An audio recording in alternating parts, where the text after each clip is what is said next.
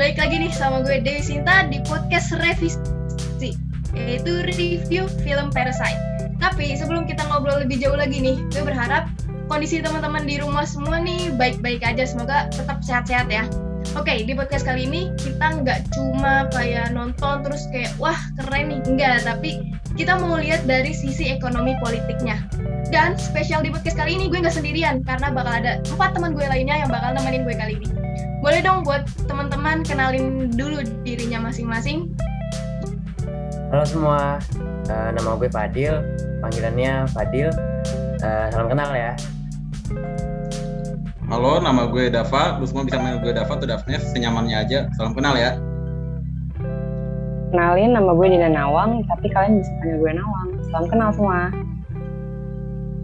Nah, yang terakhir banget nih, kenalin nama gue Siti Safira Cayani, biasa dipanggil Vira. Salam kenal semuanya. Oke, salam kenal teman-teman semua. Nah, karena udah pada kenal, jadi bakal berasa lebih akrab nggak sih? Oke, by the way kan, pandemi nih kita udah berapa tahun ya? Udah 2 tahun ya? Udah 2 tahun pandemi, berarti udah 2 tahun juga mostly kegiatan kita tuh di rumah. Dan karena udah 2 tahun di rumah, jadi pasti ada nggak sih hobi-hobi baru yang kalian lakuin belakangan ini? Ada nggak nih? Oh iya juga ya, nggak berasa banget, udah mau 2 tahun aja nih pandemi. Ya semenjak pandemi nih jadi lebih sering rebahan aja sih gue hobinya. Terus ya kalau produktif aja kayak biasa. Kan gue anaknya produktif banget nih. Waduh, produktif banget ya. Waduh, nah ini sama banget nih Sob. Sama kayak gue nih, tapi after pandemi gue jadi lebih sering ngabisin waktu buat Netflixan aja sih gitu, Netflix. Kalau gue mah. Betul, setuju banget sih. By the way, akhir-akhir ini kalian suka nonton film apa deh? Kalau gue sih random, asal masih genre gue, tapi gue lagi nyoba nonton Squid Game, karena kan kemarin lagi rame banget kan. Walaupun telat, tapi gue tetap coba buat nonton sih. Oh, Squid Game ya. Terus kan ada nih film baru-baru ini, Parasite. Kalian tahu nggak film Parasite itu? Film apa tuh? Film apaan tuh? Masa nggak tahu sih, itu tuh kayak film dari Korea, terus viral banget deh. Masa kalian nggak pernah nonton? Gue aja udah nonton. Dan itu tuh filmnya udah salah satu-satunya film Korea yang kemarin udah menangin Oscar. Gue tahu sih Deo, karena waktu itu kan beritanya lagi hype banget ya. Terus katanya menang Oscar juga. Gue sebagai pencinta movie langsung gas nonton gitu. Nah, yang lain juga pada tahu nggak? Mas Safira doang? Oh iya, tahu. Itu alurnya mind-blowing banget gak sih itu? Wah, kalian kayaknya pengetahuannya nih udah luas banget deh. Kayak udah pada tahu banget tentang film-film luar gitu Korea. Nah, tapi di film Parasite ini ternyata ada pesan tersembunyi gitu loh. Kayak ada pesan ekonomi politiknya gitu. Kalian tahu nggak itu? Emang ada ya? Nah, gue pernah denger nih, tapi kalau ada yang salah, correct me if I'm wrong ya. Dari yang gue denger sih, alurnya tuh kayak apa ya, nyinggung-nyinggung tentang persoalan ekonomi gitulah. Bener tuh udah. Yang gue pernah denger juga nih dari kritikus film, katanya ini film agak nyinggung tentang ketimpangan ekonomi masyarakat di Korea Selatan.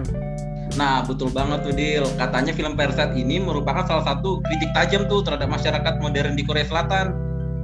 Oke, wait, bentar dulu. Tapi kayaknya sebelum kita ngobrol lebih lanjut tentang film ini, kayak kita perlu deh ngejelasin tentang alurnya atau sinopsis dari film Parasite ini. Karena kan pasti teman-teman di rumah ada juga yang nggak nonton atau belum nonton film ini. Jadi mungkin aja abis kita jelasin, teman-teman bakal kayak mau nonton gitu loh. Jadi boleh deh dijelasin dulu nih tentang sinopsis film Parasite ini. Nah ya bener tuh, dari tadi kita udah keseruan banget ngebahasnya, sampai lupa buat ngasih tahu sinopsisnya. Nah oke, ini langsung gue kasih tau aja di filmnya ya. Jadi Parasite ini adalah kayak film asal Korea Selatan dengan sutradara Bong Joon-ho. Correct nih kalau salah pengucapannya, sorry banget nih. Parasite itu mengisahkan kayak kehidupan keluarga Kim Ki-taek yang diperankan oleh Song Kang-ho, seorang supir cabutan yang menikah dengan istrinya tuh Jong-sok yang diperankan oleh Jang Hye-jin. Nah, bersama 2 anak mereka yang sudah berusia belasan tahun di sebuah apartemen bawah tanah yang tak layak huni. Jadi mereka semua ini adalah kayak pengangguran gitu dah pokoknya. Nah, terus nih di suatu hari di keluarga itu kan namanya ada yang namanya Kiwo, nama anak laki-lakinya. Nah, dia itu mendapat pekerjaan mengajar les di sebuah keluarga kaya gitu. Dia juga dijanjiin dapat pendapatan tetap.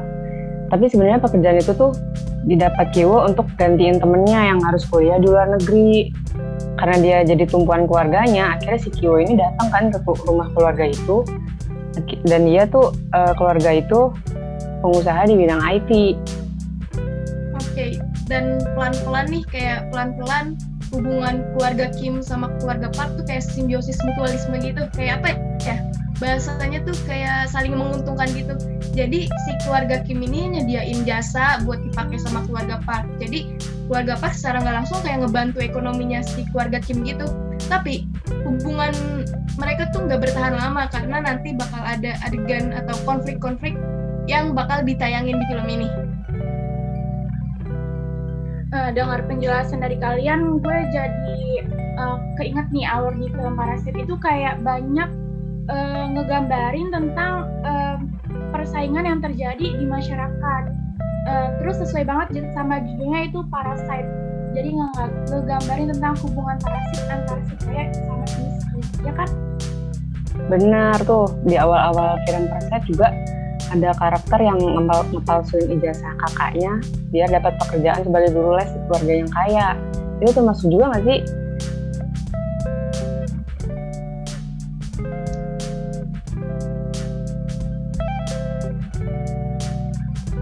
Oh masuk tuh, itu tuh kayak ngegambarin sistem ketidakadilan yang ngedukung elit gitu nggak sih? Karena kayak dimana banyak orang-orang yang udah berjuang mati-matian kayak pantang nyerah buat masuk universitas top gitu, universitas ternama, dengan ekspektasi mereka supaya prospek kerja mereka tuh terjamin gitu. Jadi ya gampang gitu lah istilahnya, dari universitas ke kerjaan jadi lebih gampang gitu masuknya.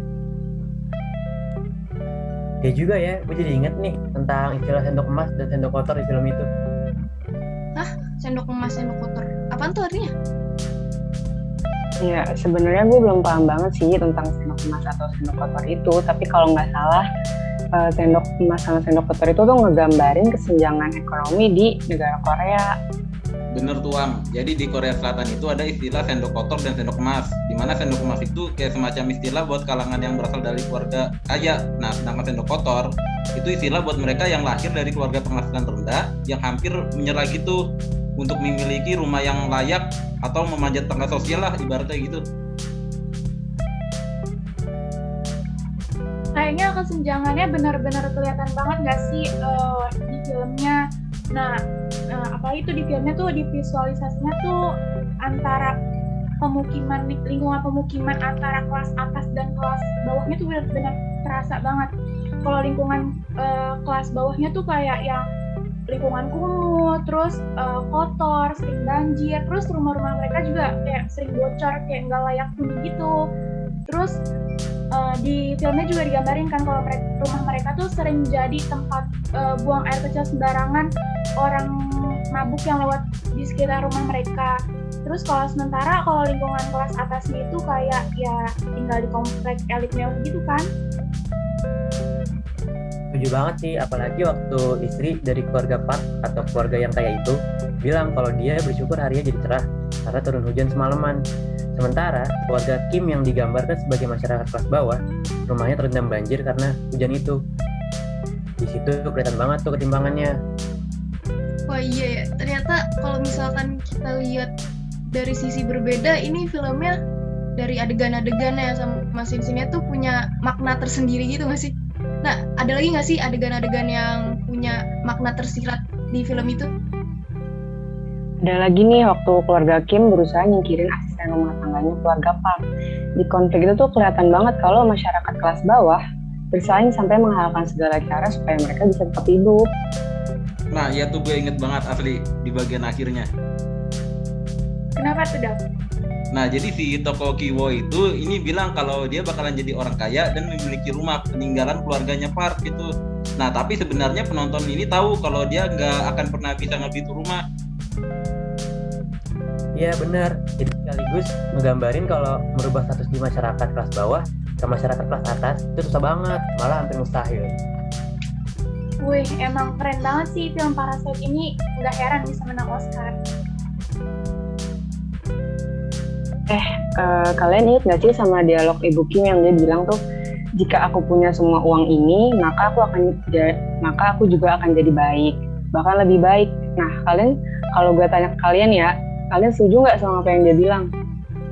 Kalau gue sih setuju sih sama dialog dari Ibu Kim itu, karena kan misalkan orang tuh berbuat jahat ya, berbuat kriminalitas biasanya karena himpitan dari ekonomi, jadi mereka tuh terpaksa gitu loh kayak berbuat melanggar hukum, jadi mereka terpaksa kalau misalkan ekonomi mereka turun gitu ya buat menuhin kebutuhan mereka gitu. Jadi gue setuju sama dialog dari Kim itu.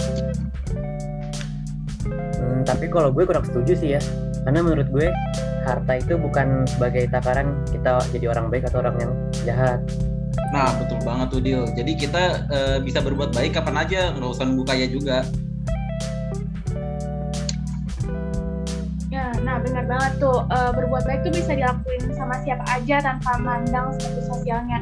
Malahan menurut gue orang baik itu baik yang jadi orang kaya ya, karena kebaikannya itu kayak apa yang lu tanam, apa yang lu tuai. Ya emang kalau kita berbuat baik pasti dapat balasannya yang baik juga kan. Iya sih, benar-benar.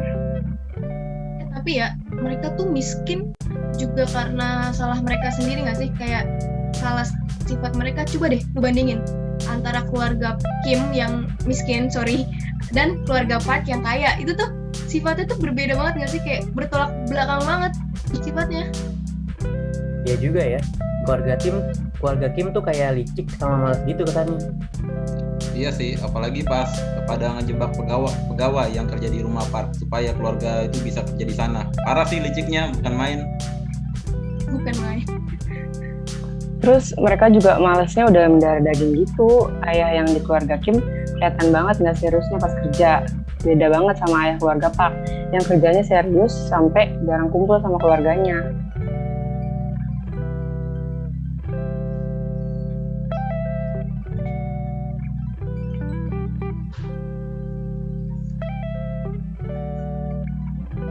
Tapi nih ya, kalau kita lihat dari kesenjangan sosial yang digambarin di film Parasite ini, juga ngebuktiin nggak sih kalau kinerja pemerintah tuh masih kurang? Hah? Kurang gimana tuh maksudnya? Nah, karena nih, kan dari semua anggota yang di keluarga Kim itu pengangguran. Dan menurut gue ya, kalau misalkan ada pekerjaan, pasti mereka ambil nggak sih? Nah, dari sini tuh makanya pemerintah tuh seharusnya ya memperluas lapangan pekerjaan yang ada di sana supaya angka kriminalitas sama kemiskinan sama kesenjangan di sana tuh berkurang gitu. Emang bener sih, film ini tuh bisa jadi kritikan buat pemerintah yang belum mampu menemukan kebijakan atau solusi buat kesejahteraan rakyatnya. Nah, by the way, gue baca nih di berita film Parasite ini juga membawa kayak dampak positif di negara asalnya, yakni Korea Selatan ya. Korea Selatan, karena film ini nih, pemerintah kota Seoul menyatakan akan membantu 1.500 rumah tangga miskin di Seoul untuk meningkatkan kehidupannya, terutama masyarakat yang tinggal di apartemen semi basement seperti yang digambarkan di film Parasite itu tuh. Wah, serius tuh, keren juga ya filmnya, sebenarnya kayak karya seni. Sekali lagi kembali ke fitrahnya, menginspirasi manusia untuk melakukan sesuatu bagi masyarakat dan dunia. Di film Parasite ini akan menyindir kondisi di Seoul. Ternyata membuat pemerintah semakin berkaca untuk memajukan kesejahteraan rakyatnya. Oke, jadi ternyata film Parasite ini nggak cuma buat ngehibur ya, tapi juga ngebantu masyarakat yang real ya, di real life tuh dibantu. Wah, gitu sama pemerintah. Asli itu Del. Ya, oke, tapi kayaknya ya gue sih sebenarnya masih pengen ngebahas lebih lanjut lagi karena asik banget pembahasannya, tapi karena durasi kita yang terbatas, jadi mau nggak mau gue harus mengakhiri podcast kali ini ya. Jadi buat teman-teman di rumah semua, terima kasih udah nonton di podcast review film Parasite, dan see you semuanya.